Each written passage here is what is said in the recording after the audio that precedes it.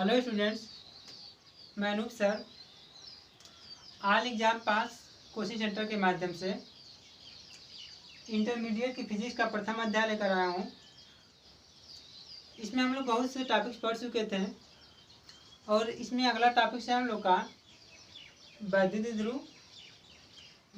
ध्रुव का आघूर्ण और वैद्युत ध्रुव के कारण विद्युत क्षेत्र की तीव्रता। तो वैद्युत ध्रुव के बारे में हम लोग पढ़ते हैं।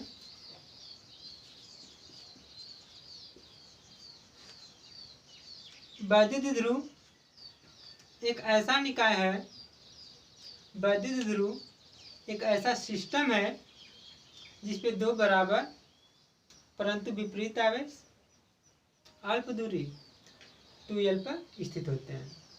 यदि मान लें हम लोग यहाँ पे माइनस क्यू आवेश है और यहाँ पे प्लस क्यू आवेश है, दोनों का परिमाण बराबर है और इनके बीच की दूरी 2L है, तो इसे हम लोग वैद्युत ध्रुव कहते हैं। वैद्युत ध्रुव एक ऐसा निकाय है, एक ऐसा सिस्टम है जिसपे दो बराबर परंतु विपरीत आवेश अल्प दूरी 2L पर स्थित होते हैं। इसके एग्जाम्पल के रूप में हम लोग अनेक प्रकार के अणु ले सकते हैं, जैसे H2O,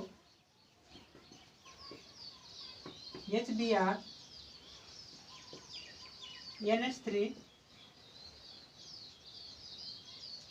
HCl इत्यादि। वैद्युत ध्रुव एक ऐसा निकाय है, वैद्युत ध्रुव एक ऐसा सिस्टम है जिसपे दो बराबर परंतु विपरीत आवेश अल्प दूरी 2L पर स्थित होते हैं। इसके निम्न प्रकार के एग्जाम्पल हैं, जैसे H2O का अणु, HBr, NH3, HCl, TC।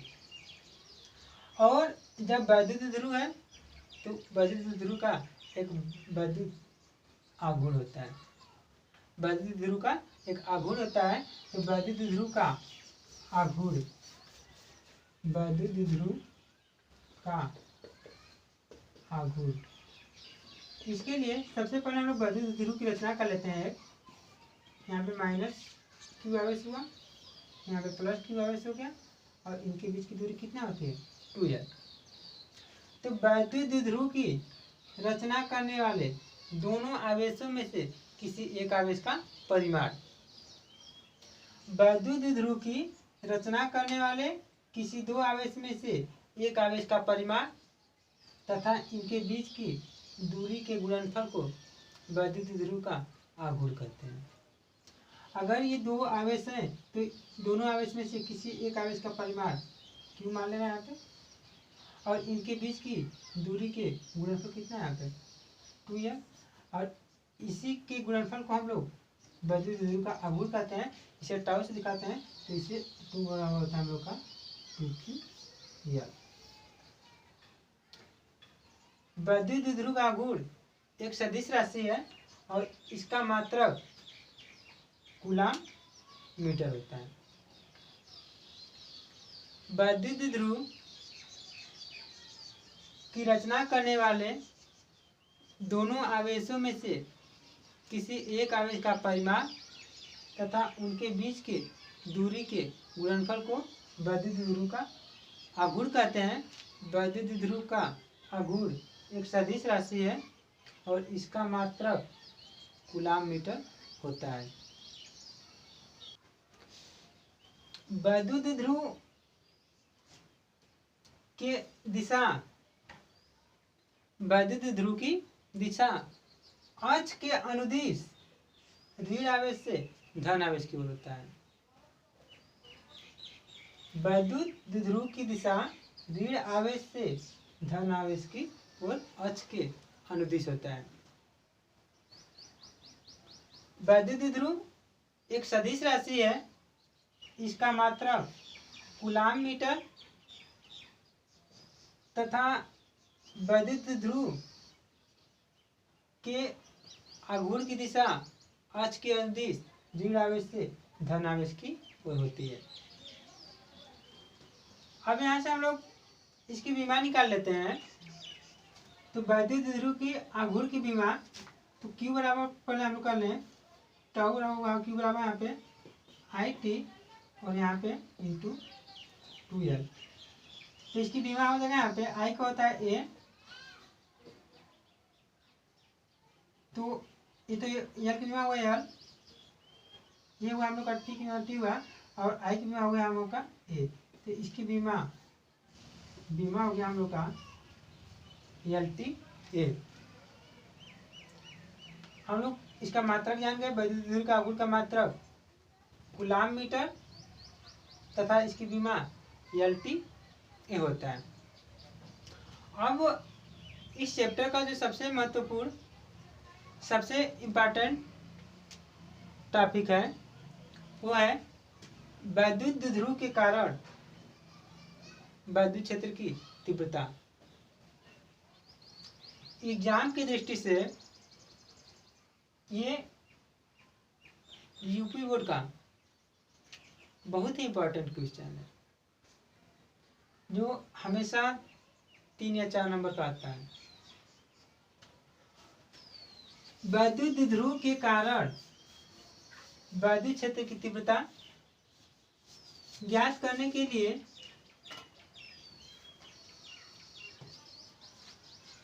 दो प्रकार से हम लोग तीव्रता ज्ञात करते हैं। एक तो वैद्युत द्विध्रुव की अक्षीय स्थिति में और दूसरा वैद्युत द्विध्रुव की निरक्षीय स्थिति में या वैद्युत द्विध्रुव की समद्विभाजक स्थिति में। वैद्युत द्विध्रुव के कारण दो प्रकार से तीव्रता निकाली जाती है, एक तो वैद्युत क्षेत्र की वैद्युत द्विध्रुव के अक्षीय स्थिति में और एक वैद्युत द्विध्रुव की निरक्षीय स्थिति अथवा समद्विभाजक स्थिति। अब हम लोग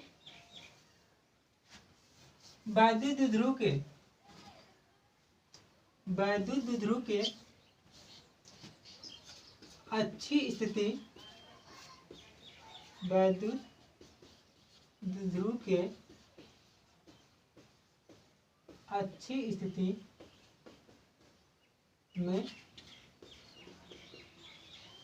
वैद्युत क्षेत्र की तीव्रता का व्यंजक। वैद्युत द्विध्रुव के अच्छी स्थिति में वैद्युत क्षेत्र की तीव्रता का व्यंजक प्राप्त करेंगे। तो सबसे पहले एक हम लोग वैद्युत द्विध्रुव बना लेते हैं। यहाँ पे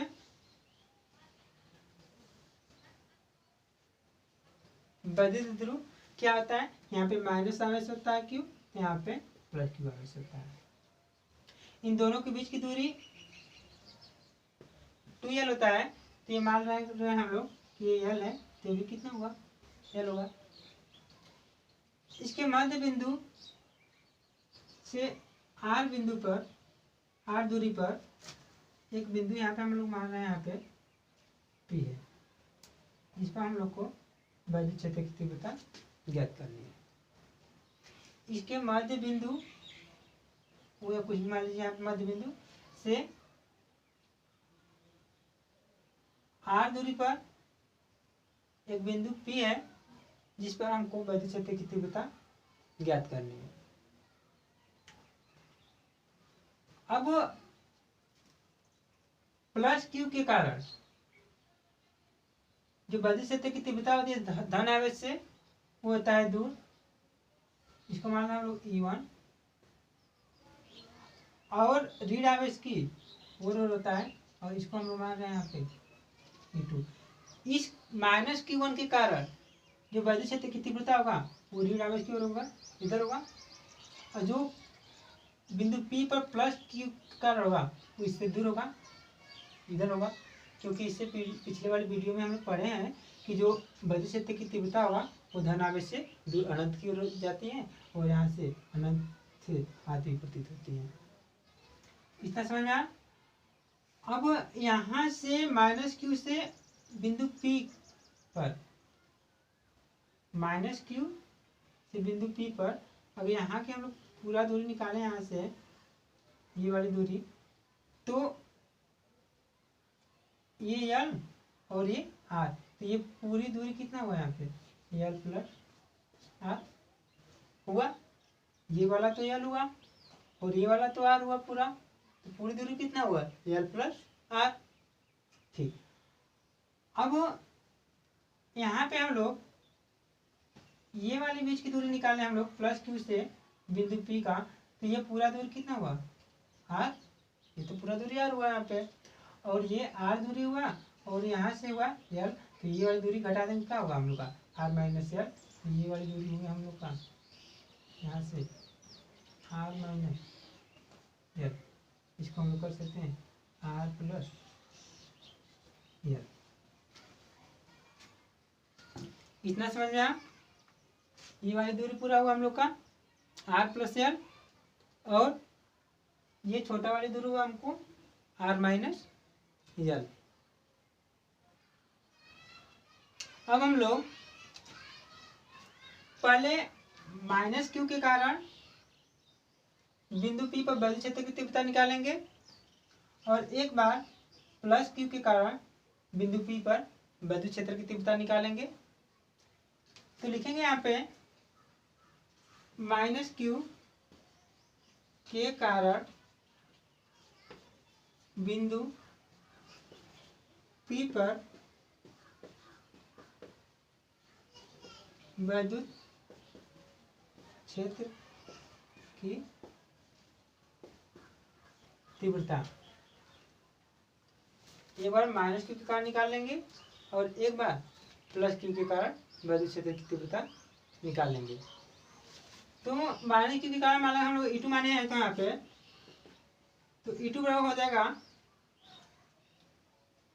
1/4 पाई एप्सिलॉन 0, यहाँ पे क्यू है, और ये पूरा दूरी कितना हुआ हम लोग का, ये वाला यहाँ से आर प्लस यल, ये दूरी हुआ हम लोग का आर प्लस यल, इसका स्क्वायर होता है, यहाँ पे हुआ स्क्वायर, ये हम लोग E2 हुआ। ठीक, समीकरण नंबर 1 हुआ। इसी प्रकार हम लोग प्लस क्यू के कारण बिंदु पी पर वैद्युत क्षेत्र की तीव्रता ज्ञात कर लेते हैं। तो प्लस क्यू के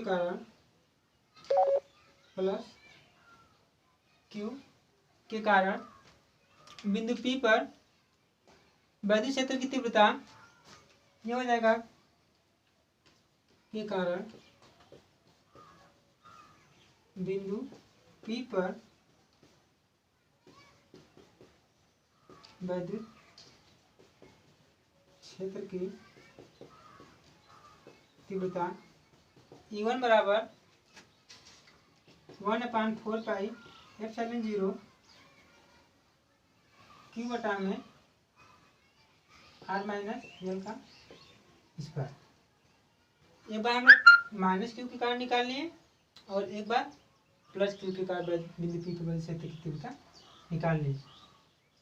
अब हम लोग बिंदु पी पर परिणामी तीव्रता निकालेंगे। बिंदु पी पर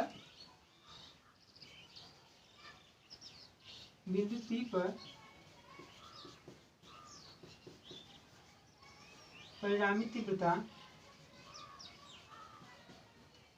ई बराबर हो जाएगा हम लोग का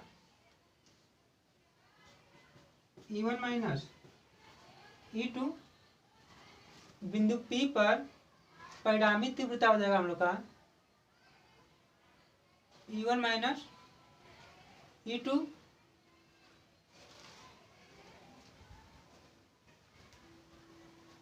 तब E बराबर हो जाएगा हम लोग का E1 का मान निकालें हम लोग यहाँ पे 1/4 पाई एप्सिलॉन 0 क्यू बटा में आर माइनस यल का स्क्वायर माइनस E2 का मान 1/4 पाई एप्सिलॉन 0 यहाँ पे क्यू बटा में आर प्लस यल का स्क्वायर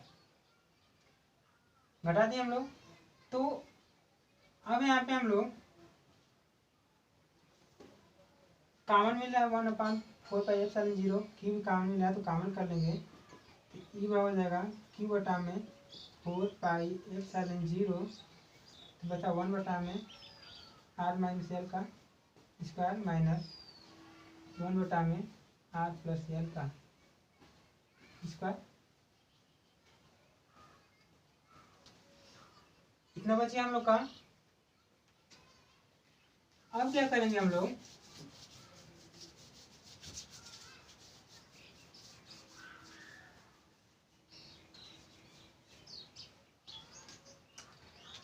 क्यू बटा में ये बराबर आया था हम लोग का, क्यू बटा में 4πε0। एलसीएम ले लेंगे यहाँ पे, तो एलसीएम ये दोनों हो जाएगा, तो ये हो जाएगा हम लोग का आर प्लस एल का square minus R minus L का स्क्वायर। इस पूरा के बटा में हो जाएगा हम लोग का आर माइनस एल का स्क्वायर, एक क्वेश्चन में हो जाएगा आर प्लस एल का स्क्वायर।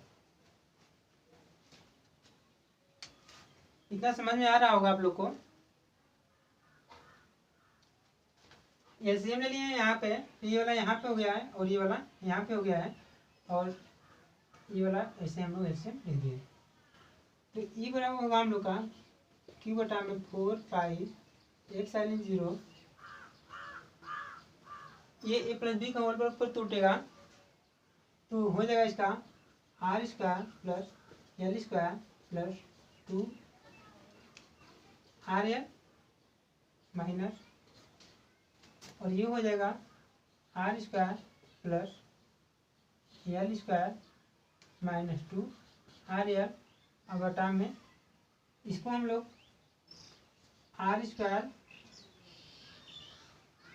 आर माइनस एल और आर प्लस एल दोनों का यहाँ पे ऐसे होल स्क्वायर कर दे रहे हैं। यहाँ पे आर माइनस एल और आर प्लस एल दोनों का यहाँ पे स्क्वायर कर दें। अब इसके बाद क्या करेंगे हम लोग,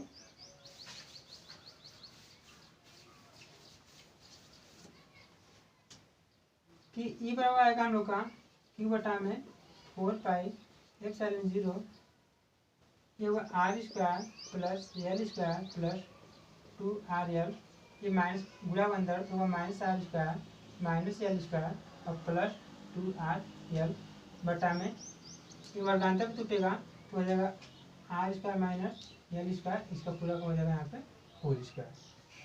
ऐसे हो गया, ये हुआ R square L square 2 R L minus R square R square, वही ऐसे हो गया। आर स्क्वायर से यहाँ पे आर स्क्वायर कट गया, एल स्क्वायर से एल स्क्वायर कट गया, अब जुड़ जाएगा वहाँ पे, ई बराबर हो जाएगा यहाँ पे क्यू बटा में 4πε0 और 2 आर एल ये और 2 आर एल ये हो गया 4 आर एल, यहाँ पे लिखेंगे इंटू हुआ यहाँ पे 4 आर एल बटा में R square minus L square, एक पूरा का यहाँ पे होल स्क्वायर। अब जो आर और एल है, तो जो एल होता है वो आर की तुलना में बहुत ही छोटा होता है, इसलिए उसको नगण्य माना जाता है। जैसे हम लोग दशमलव का गुणा होता है, दशमलव में अगर दशमलव का गुणा करते हैं तो वो और भी छोटा होता है, इसलिए एल स्क्वायर है तो एल का मान बहुत छोटा होता है, तो उसका वर्ग करेंगे तो और भी छोटा हो जाता है। यहाँ पर लिखेंगे